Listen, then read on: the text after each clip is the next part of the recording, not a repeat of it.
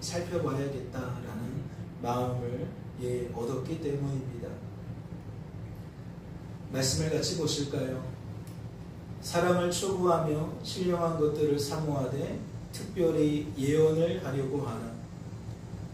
말씀을 통해 무엇을 깨닫게 되십니까? 하나님께서 성도된 우리들에게 무엇을 바라시는지 깨닫게 되십니까? 하나님께서 성도된 우리들이 어떠한 삶을 살아가기를 바라시는지 깨닫게 되시냐는 겁니다.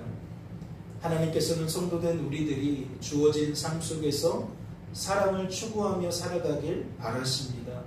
하나님께서는 성도된 우리들이 주어진 삶의 자리에서 신령한 것들을 사모하며 살아가기를 바라신다는 거죠. 그렇다면 이것은 어떠한 의미일까요? 우리들은 오늘까지 세 차례에 걸쳐서 이러한 주제로 말씀을 나누고 있는데, 여러분 지난 한 주간의 삶 속에서 이 말씀을 듣고 무엇을 깨닫게 되십니까? 이 말씀 앞에 여러분은 무엇을 확인하게 되시냐는 거예요.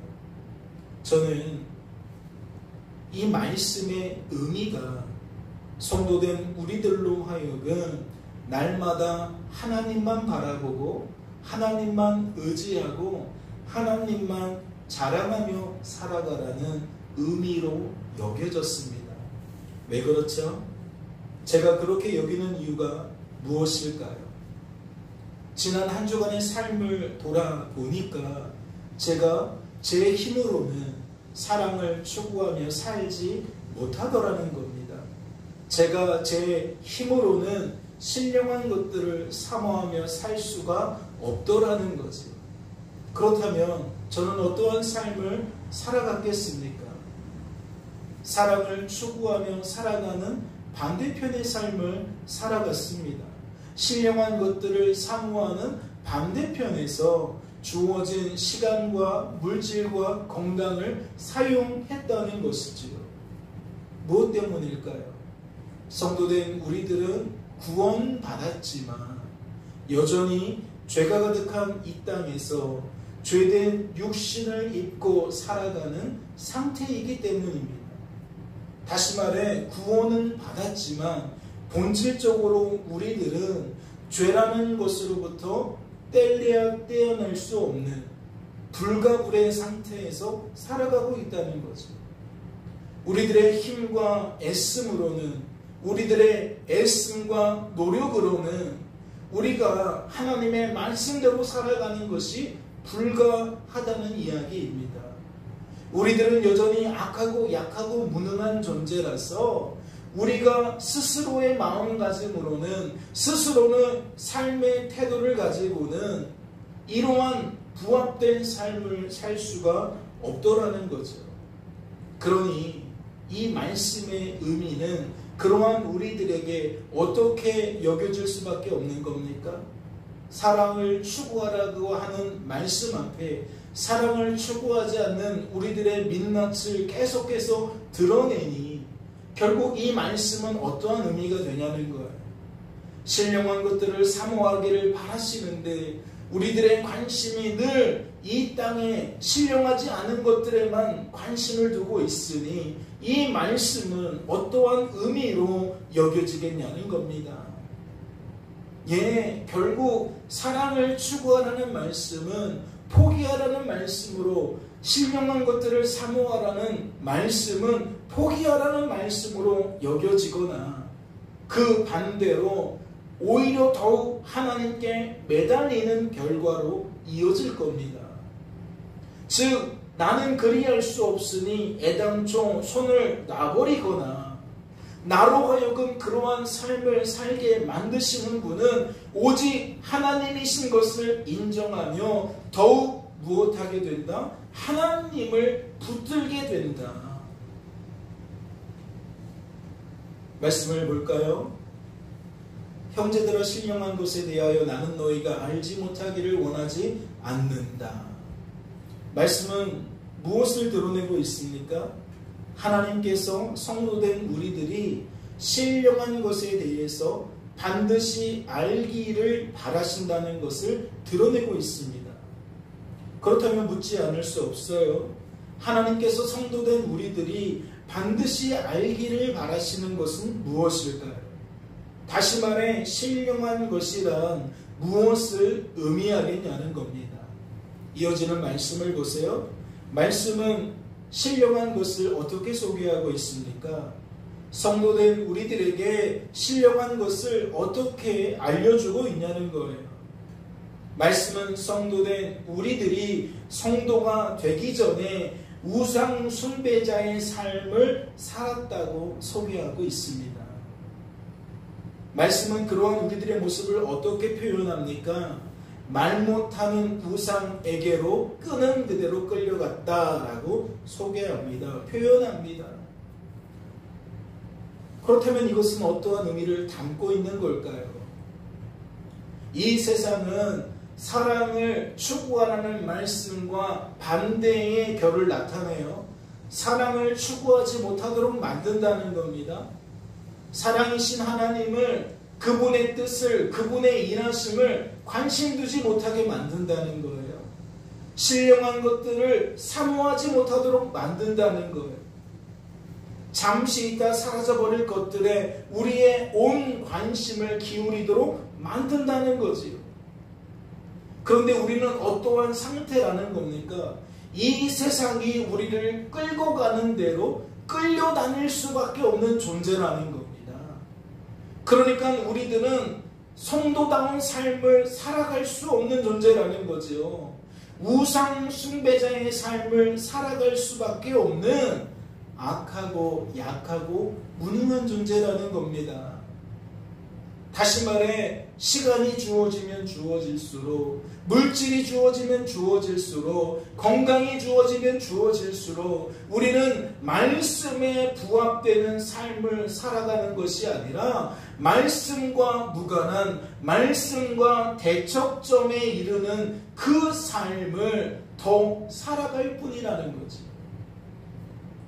새로운 시간이 펼쳐지고 또 새로운 시간이 펼쳐져도 우리들은 근본적으로 그러한 상태로 주어진 삶을 살아갈 수밖에 없다는 겁니다. 그러한 의미에서 우리에게 9월이라는 시간이 주어졌다는 것은 사실은 비참한 일입니다.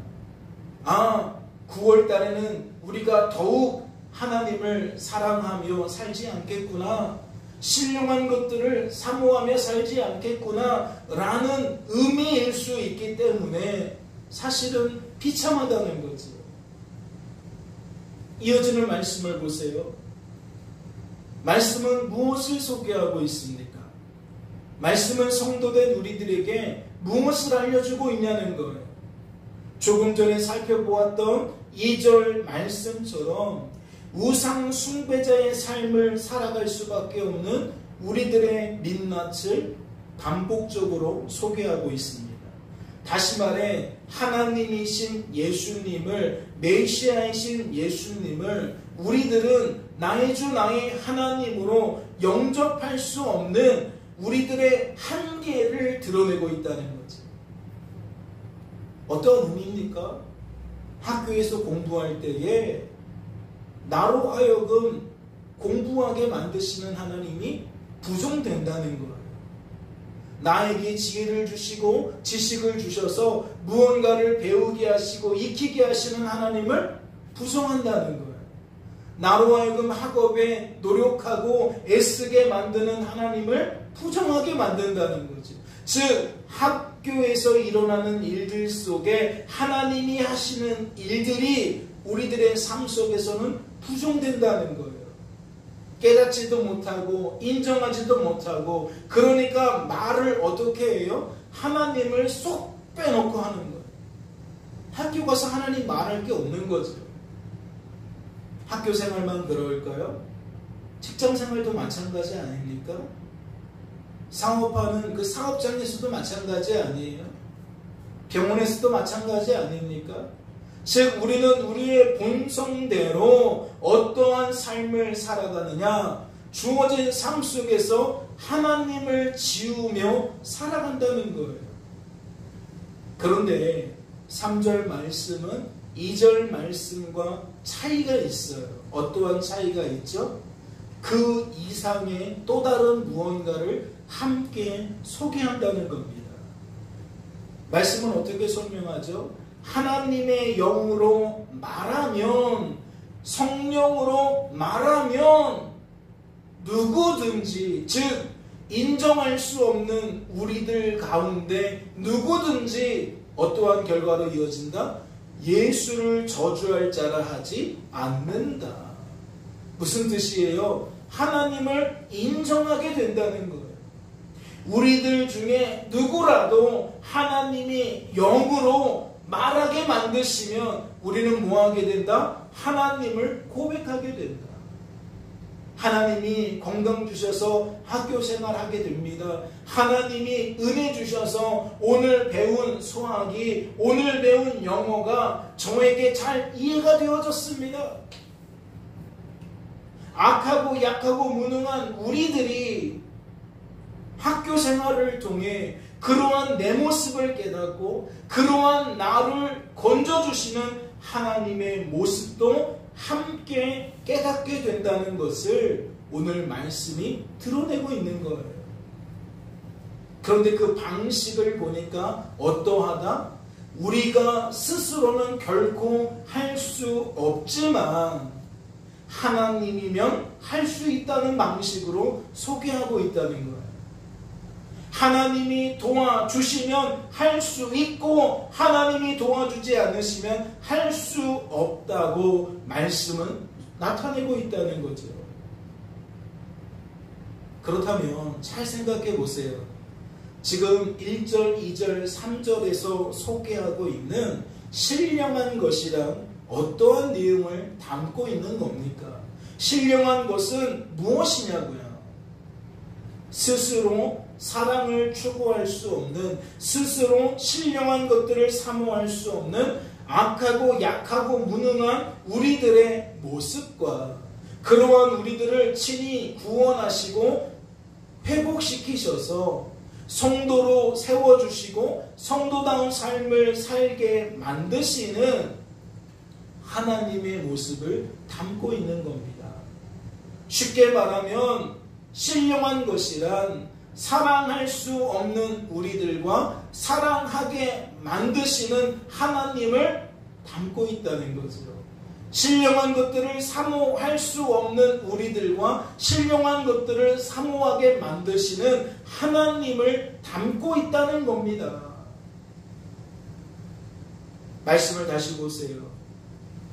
말씀은 고린도전서의 수신자들을 어떻게 소개하고 있습니까? 이 글을 읽게 되어질 대상을 지금 어떻게 소개하고 있냐는 거예요. 형제들로 소개하고 있습니다. 다시 말해 그들을 성도로 소개하고 있다는 거예요. 그렇다면 이 말씀은 어떠한 의미가 되는 겁니까? 성도가 신령한 것에 대해서 잊어버렸다는 의미가 되는 거예요. 성도가 사랑할 수 없는 내 자신을 잊어버렸다는 거죠. 사랑하게 만드시는 하나님을 잊어버렸다는 거예요. 잊어버렸다는 말은 오해하게 되었다는 말로도 표현할 수 있겠죠. 마치 내가 사랑할 수 있는 것처럼 하나님이 아니고서는 하나님은 사랑할 수 없다고 하셨는데, 사랑을 추구할 수 없다고 하셨는데 마치 우리들은 오해한다는 거죠. 어떻게? 우리들이 할 수 있는 거죠. 우리가 직장 생활을 하면서 많이 듣는 이야기 아닙니까? 너는 왜 업무가 그렇게 형편없니? 또는 너의 업무 능력은 왜 이렇게 탁월하니? 라고 말할 때 모든 관심은 어디에 있습니까? 철저하게 우리 자신에게 있습니다.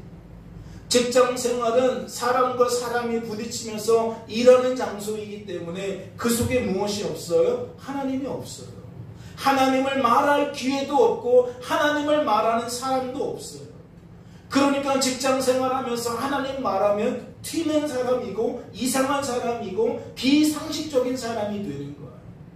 하나님 이야기는 교회에서 해야지, 믿는 사람들끼리 해야지, 일반적인 직장에서 일반적인 업무를 하면서 하나님 이야기를 하는 것은 맞지 않다는 거죠. 이러한 논리가 직장에서만 적용됩니까? 병원에서도 적용되겠죠. 가정에서도 적용되겠죠. 이 세상은 믿는 자들끼리 할 이야기와 믿지 않는 자들이 있었을 때에 할 수 있는 이야기가 나눠진다는 거예요. 그러니까 다수가 믿지 않을 때에 우리들의 입은 점점점 사그러들어 가는 것이고, 그러한 것들이 습관이 되고 우리의 삶의 태도가 되어졌을 때에 결국 믿는 자들끼리 모여서 일을 해도 어떻게 되는 거예요? 하나님 이야기가 사라져버리는 거예요. 교실에 교회 다니는 아이들이 과반을 넘는다 할지라도 뭐하게 된다? 하나님 이야기가 사라진다. 공부는 철저하게 공부다. 우리들이 하는 거다. 우리들이 노력해서 하는 거다. 여기에 하나님을 끼어든다는 것은 공부하지 않겠다는 말과 똑같다. 내가 한 것을 하나님이 했다고 사람들한테 잘못 말하는 것과 똑같다. 그러니까 가정에서든 학교에서든 직장에서든 사업장에서든 병원에서든 성도된 우리들이 하나님 이야기를 할 수 있는 공간이 없는 거예요. 그러다가 보면 나중에는 어디에까지 미치겠습니까? 교회까지 미치게 되겠죠. 교회에서도 입 닫고 있는 거예요. 찬양하는 것이 너무 어색하죠. 왜? 일주일 내내 가요를 듣다가 일주일 내내 찬양이 아닌 것들로 채우다가 갑자기 교회에 와서 찬양하라 그러면 이게 얼마나 어색합니까? 얼마나 입에 붙지 않아요. 그럼 그냥 침묵하고 있는 거죠.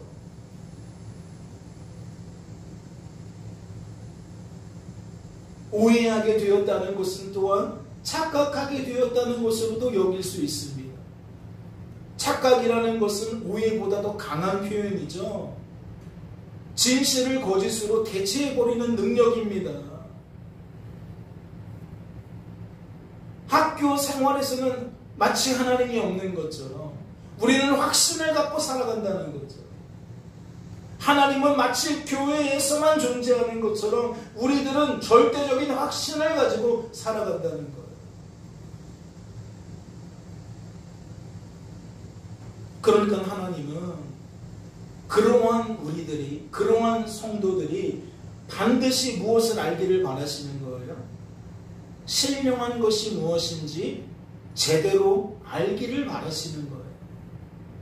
신령한 것을 제대로 알 수 없어서 지금 우리들의 삶이 이렇게 성도답지 못한 삶으로 얼룩지고 있는데 아무도 문제 제기하지 않고 아무도 그러한 삶에 대해서 이상하게 여기지 않으니까 하나님은 너무나도 답답하셔서 지금 문제를 제기하는 거예요. 나는 너희들이 그렇게 잊어버리기를 원하지 않아. 오해하기를 원하지 않아. 착각하기를 원하지 않아. 나는 너희들이 신령한 것에 대해서 반드시 확실하게 제대로 알기를 바래. 그렇게 지금 소개하고 있다는 거지. 그렇다면 말씀을 다시 볼까요? 이것은 어떠한 의미가 되는 겁니까?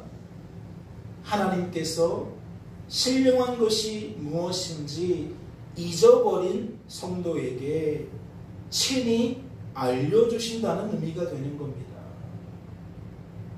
또 까먹었구나. 알려줄게. 기억하렴. 지금 하나님께서 그러한 일들을 행하고 계신다는 거지요. 너희들은 하나님 없으면 어떠한 삶을 살아갈 수밖에 없는지, 그래서 지금 너희들이 일상생활에서 그러한 삶을 살아갈 수밖에 없다는 것을 2절과 3절 말씀을 통해 알려주시는 거예요. 그렇다면 그 목적이 무엇이겠습니까? 하나님만 하나님이시니까, 인생의 주관자와 구원자는 오직 하나님밖에 없으니까 하나님 바라보라는 거겠죠. 하나님 의지하라는 겁니다. 하나님 자랑하라는 거예요. 학교에서나 직장에서나 사업장에서나 병원에서나 우리가 거주하고 있는 그 삶의 모든 자리에서 우리들은 하나님을 더욱 바라보고 의지하고 자랑하기를 하나님은 바라신다는 거죠. 그래서 신령한 것을 잊어버리고 오해하고 착각하는 우리들에게 다시금 제대로 알 수 있도록 이와 같이 알려주신다는 겁니다. 그렇다면 이 말씀의 의미는 무엇인 겁니까? 은사는 여러 가지나 성령은 같고 직분은 여러 가지나 주는 같으며 또 사역은 여러 가지나 모든 것을 모든 사람 가운데서 이루시는 하나님은 같으니 각 사람에게 성령을 나타내심은 유익하게 하려 하시니 이는 어떠한 의미인 거죠? 그러한 목적을 이루시는 하나님이 그 다음에 이와 같은 말씀을 소개하고 있어요. 그렇다면 앞뒤 문맥에 따라서 이 말씀은 하나님께서 신령한 것이 무엇인지 성도된 우리들을 깨닫게 만드는 도구가 은사라는 이야기죠. 직분이라는 이야기입니다. 사역이라는 이야기예요. 다시 말해 하나님은 은사와 직분과 사역을 통해 성도된 우리들이 무엇하게 만드신다? 하나님을 더욱 바라보고 의지하고 자랑하게 만드신다. 그런데 신령한 것이 무엇인지 잊어버린 성도는, 오해하고 착각하는 성도는 이러한 은사와 직분과 사역을 어떠한 도구로 사용하게 될까요? 하나님은 하나님을 더욱 바라보고 의지하고 자랑하는 도구로 쓰시기 위해 우리에게 이와 같은 하나님의 능력을 나타내시는데 과연 우리들은 어떻게 받아들이며 이것을 사용하겠냐는 거죠. 하나님이 아닌 것을 더욱 바라보고 의지하고 자랑하는 도구로 여기며 사용할 겁니다. 예를 들어 하나만 살펴볼까요? 말씀은 은사는 여러 가지나 성령은 같다고 소개하고 있습니다. 이 말씀의 의미를 잘 생각해 보세요. 여러 종류의 은사가 나타날 때 악하고 약하고 무능한 우리들은 어떻게 반응할까요? 만약 저를 통해 나면서 걷지 못하게 된 자가 일어서게 된다면, 또 김집사님을 통해 귀신이 떠나가는 은사가 나타나게 된다. 또 박집사님을 통해 산을 옮길 만한 믿음이 나타난다. 또 최집사님을 통해 각종 방언을 말하게 되는 은사가 나타난다면 여러분 과연 우리들은 어떻게 반응하게 될까요? 이는 너무나도 간단해요. 학교에서 공부를 1등하는 아이와 순위가 쭉 매겨지잖아요. 2등, 3등, 4등, 5등. 그러면 사람들은요 어떻게 반응하나요? 1등하는 친구를 통해서 어떻게 반응하죠? 운동을 1등한 친구들에게 어떻게 반응합니까? 하나님이 하신 일로 반응합니까? 1등하게 만든 하나님을 주목하는 결과로 이어집니까? 아니죠. 결국은 누구에게 주목해요? 1등한 친구에게 주목해요. 아, 저 친구는 어떻게 공부해서 1등이 되었을까? 어떤 학원을 다닌 거지? 어떤 방식으로 공부한 거지? 우리들의 관심은 온통 무엇이에요? 그 아이에게 관심이 있어요. 그 친구의 그 태도, 마음가짐에 관심이 있어요. 교회도 마찬가지인 거예요. 하나님께서 다양한 은사를 나타내시면 사람들은 누구에게 관심을 갖느냐? 사람에게 관심을 갖는 거예요. 그리고 그 사람이 어떻게 해서 그러한 은사를 나타낼 수 있었는지 그 사람의 배경을 조사하고 그 사람의 마음가짐이나 삶의 태도를 주목하는 거예요. 세상 이치가 다를 바가 없어요. 죄의 역사는 똑같거든요. 다시 말해 악하고 약하고 무능한 우리들은 은사를 통해, 여러 종류의 은사를 통해 기적이 한다는 거예요. 아, 저건 큰 은사구나. 아, 저건 작은 은사구나. 아, 저거는 큰 은사를 나타내는 것을 보았을 때에 저 사람이 큰 사람이다. 작은 은사를 나타내는 것을 볼 때에 저 사람이 작은 사람이다. 예, 이렇게 생각한다는 거예요. 그러니까 누구를 주목한다? 하나님, 하나님의 뜻, 하나님의 일하심? 아니요. 사람 주목한다. 은사 주목한다. 지금 그 얘기를 드리는 거예요. 그런데 말씀을 보세요. 색칠한 부분이 바뀌었죠. 아까는 은사, 직분, 사역에 강조점이 있었어요. 이러한 것들이 여러 가지라는 거죠. 그러니까 우리들은 그 여러 가지를 동일하게 볼 수 없어요. 아, 하나님이 하나님의 뜻을 따라 저렇게 일하셨구나로 볼 수 없어요. 우리들은 도토리 키재기 하듯이 그 은사의 순서, 순위를 나누어서 우리의 방식대로 재해석하는 거죠. 아, 저 사람은 저래서 그래. 아, 저 사람이 저럴 수 있는 건 저렇기 때문이야. 그런데 말씀은요, 어떻게 일축하고 있어요?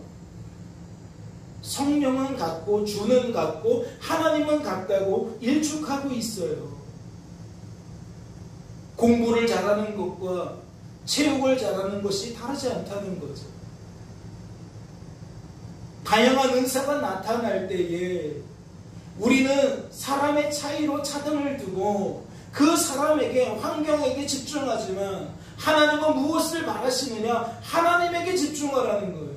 저 사람이 저럴 수 있었던 것은 하나님이 하나님의 뜻을 따라 하나님이 일하셨기 때문이다 라고 일축하고 있다는 거죠. 그러니까 1등한 친구를 바라보면서도 하나님을 바라봐야 돼요. 꼴등한 친구를 바라보면서도 하나님을 바라봐야 돼요.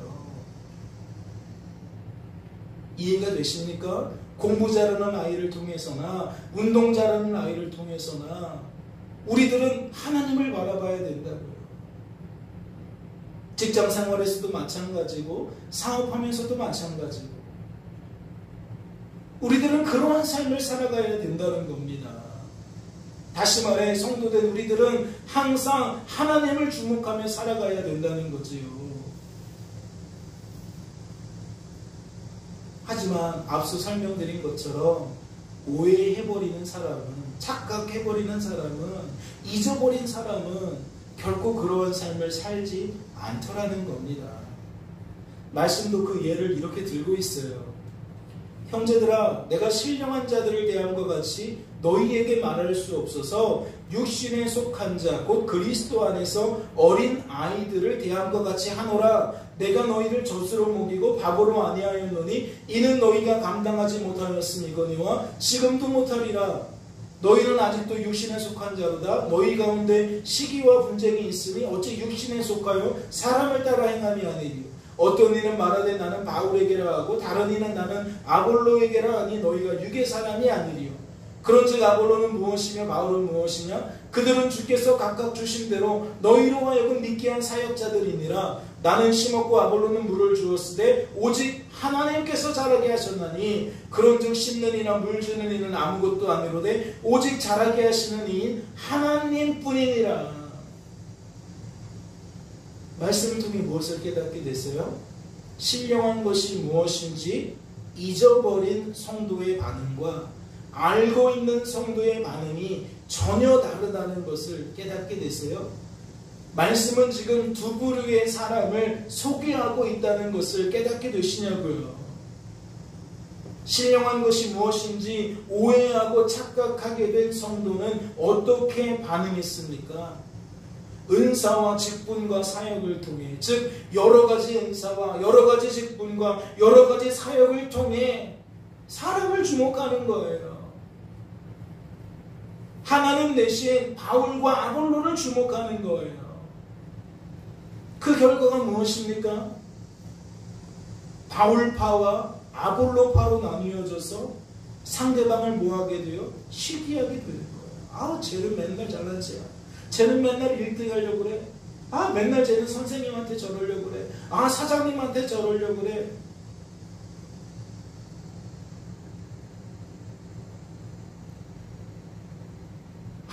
보지 못하니까 열매를 사람에게 돌리고 결국 그 사람을 시기하게 된다는 거예요. 그리고 무엇하게 됩니까? 분쟁하게 되는 거예요. 아, 영업팀, 영업 1팀, 야, 저것들 가만둘 수 없어. 야, 영업 2팀, 9월달 실적은 절대 1팀에게 밀려서는 안 돼. 경쟁하게 된다는 거죠. 학업을 가지고 경쟁하듯 실적을 가지고 경쟁한다는 거예요.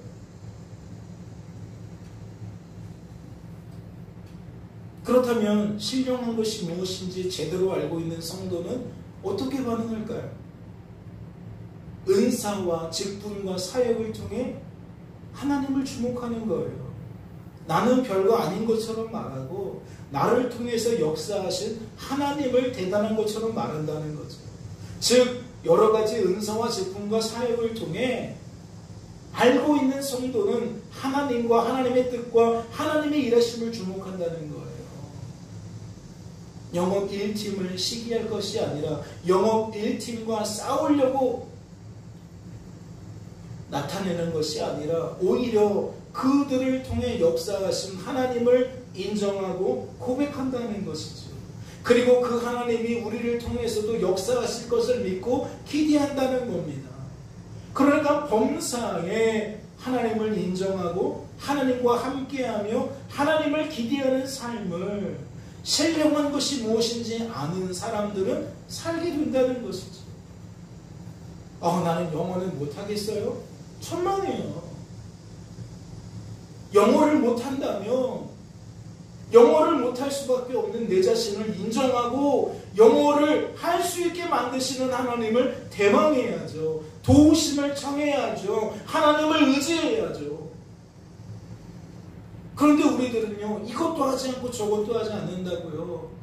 그러면서 성적 잘 받는 친구를 뭐예요? 시기하는 거죠. 또 잘난 척한다고. 그리고 어느 순간 지나면 경쟁 상대로 보지도 않아요. 그냥 시기만 해요. 지금 말씀은 우리들의 일상생활 속에서 나타나는 아주 세밀한 부분들을 함축해서 나타내고 있는 거예요.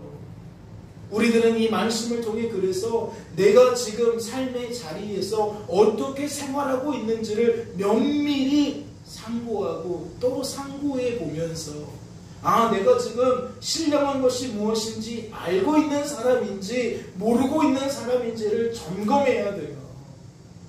그리고 하나님은 오늘 이와 같이 말씀하신 까닭이 무엇이라고요? 우리가 알기를 바라신다는 거예요. 그것도 반드시 알기를 바라신다는 거예요.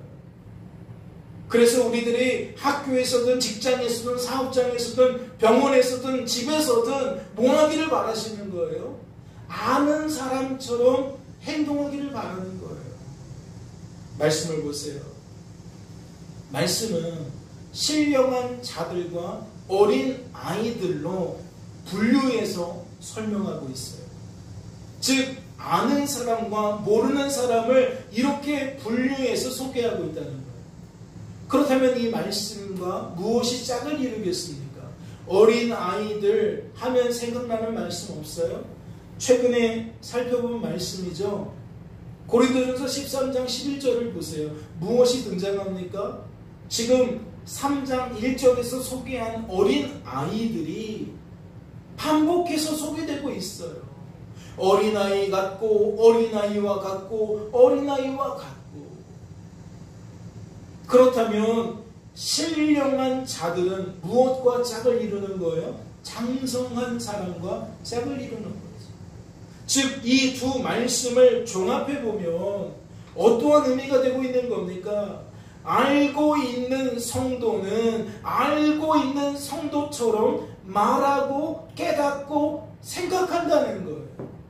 알고 있으면 학교에 가서도 알고 있는 사람처럼 말하고 깨닫고 생각할 수밖에 없다는 거죠. 직장에 가서도 그렇게 할 수밖에 없다는 것이고 병원에 가서도 그렇게 할 수밖에 없다는 거예요.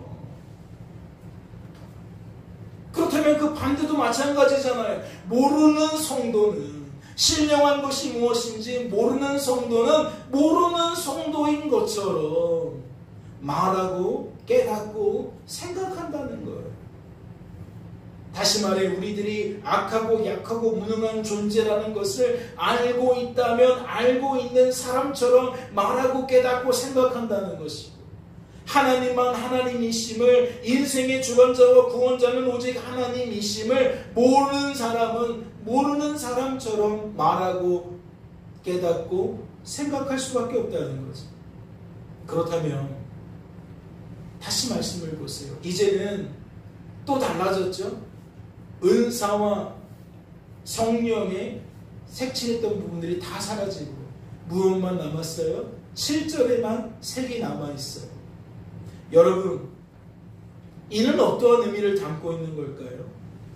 여러 가지 은사와 여러 가지 직분과 여러 가지 사역을 통해 신령한 것이 무엇인지 모르고 있는 성도들에게, 즉 모르기 때문에 어린아이처럼 말하고 깨닫고 생각할 수밖에 없는 성도들에게 하나님께서는 신령한 것이 무엇인지 친히 알려주신다는 의미를 담고 있는 거예요.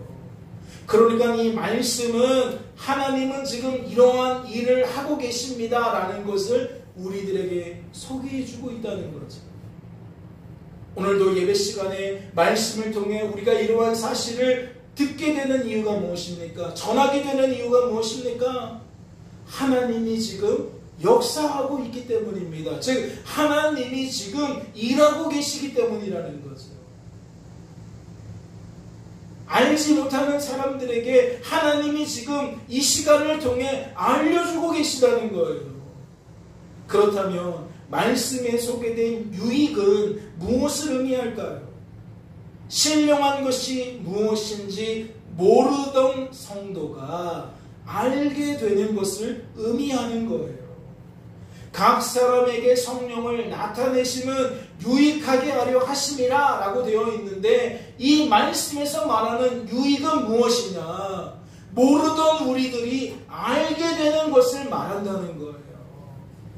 아, 그런 거였구나.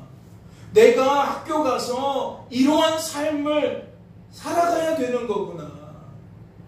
사랑할 수 없는 나를 깨닫고 한편으로는 사랑하게 만드시는 하나님을 깨달아야 되는 것이구나. 내 입술이 그러한 하나님을 인정하고 고백하는 입술이 되어야 하는 거구나. 나는 공부 안 돼요. 나는 그런 아이가 아닌 것 같아요. 고기를 포기하는 것이 아니에요. 아, 우리 영업 2팀은 망했어요. 1팀과 상대가 안 돼요. 족족 우리가 지잖아요. 이러다가 우리 팀 해체되는 건 아닌지 모르겠어요. 이럴 것이 아니라, 또는 공부 잘하는 아이를 시기하고 늘 뒤에서 뒷담화하는 것이 아니라, 영업 1팀을 어떻게든지 모함하는 것이 아니라,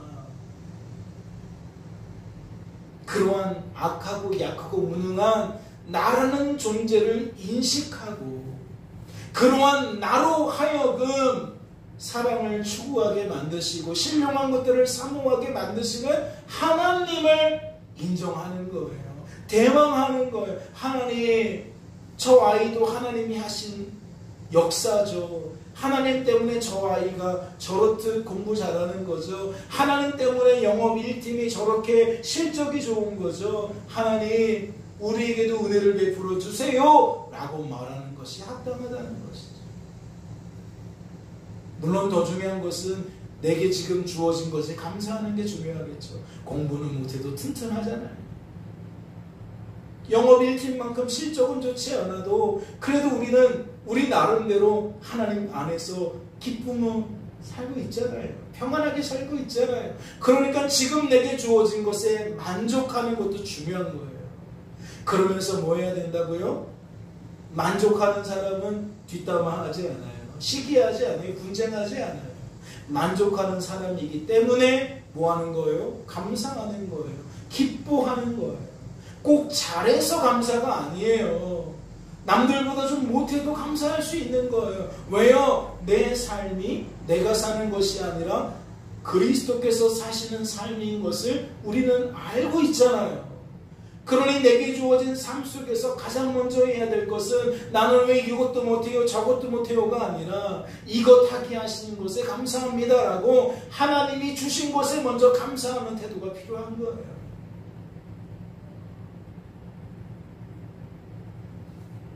이제 말씀을 정리하고 마치고 싶습니다. 사랑을 추구하며 신령한 것을 사모하라는 이 말씀을 가지고 세 차례에 걸쳐서 사랑을 추구하라는 의미가 무엇인지, 신령한 것들을 사모하라는 의미가 무엇인지 깊이 면밀히 살펴보았습니다. 말씀을 듣는 중에 여러분은 무엇을 깨닫게 되십니까? 여러분은 어떠한 변화를 겪게 되셨습니까? 사랑을 추구하라는 말씀을 통해 그리할 수 없는 우리들의 모습과 그리하게 만드시는 하나님의 모습을 확실히 깨닫게 되셨습니까? 내 삶 구석구석에 그와 같은 하나님 되심을 인정할 수 있을 만큼, 적용할 수 있을 만큼 여러분은 확실하게 깨닫게 되셨냐는 겁니다. 오늘 저는 우스갯소리로 영업 1팀, 2팀 이야기를 하고 공부 잘하고 체육 잘하는 누군가와 그렇지 못한 우리들을 비교하는 모습을 들었지만 우리의 삶 속에서는 더 디테일한 많은 부분들이 있지 않을까요? 우리들의 모습과 하나님의 모습을 확실하게 깨달았다면 능히 우리의 삶에 직접적으로 면밀히 세밀히 적용할 수 있을 줄로 압니다. 여러분, 사랑하는 말씀을 통해 우리가 사랑이신 하나님과 그분의 뜻과 그분의 일하심을 추구해야 된다는 것을 깨닫게 되셨습니까? 우리가 바라보고 의지하고 자랑해야 되는 대상은 하나님밖에 없다는 것을 깨닫게 되셨냐는 겁니다.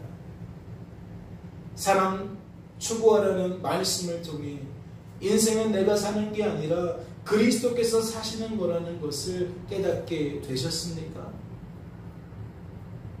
오늘 우리들이 살펴본 것처럼 신령한 것이 무엇인지 아는 것도 너무나도 중요합니다. 제대로 알아야 우리는 그것을 사모할 수 있기 때문입니다. 제대로 안다는 것은 그것을 우리가 관심 갖는다는 것이고 좋아하게 된다는 거 아닐까요? 잘 모르니까 관심이 가지 않는 거고, 잘 모르니까 우리가 우리의 삶 속에서 우선순위에 밀려나는 거 아니냐고.